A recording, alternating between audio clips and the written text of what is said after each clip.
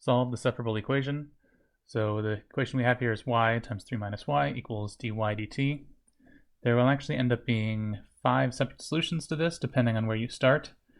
The reason for that, so if we drew back and drew a slope field, so let's just draw there. All right, so that's going to be the t-axis, that's going to be the y-axis. One solution is at y equals 0, so you have this solution right here. Another solution is at y equals 3, and it's just 3 the whole time. And then everything else, things that start here will end up going down. Things that start above 0 will end up going towards the 3 solution. And yeah, there we go. And then things that are above 3 will end up going towards 3. Like that. So we kind of have these 5 different regions with different behavior. So one from negative infinity to right before 0, one exactly at 0, one between 0 and 3, not including 0 and 3, one at 3, and then one above 3 to infinity.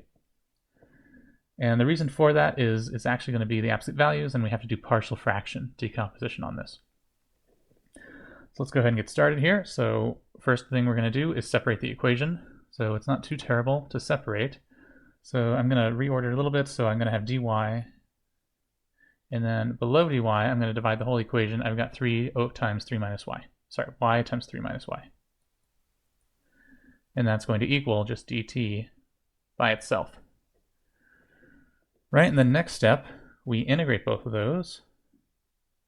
And so integrating dt, well, that's pretty easy. That's t plus a constant of integration.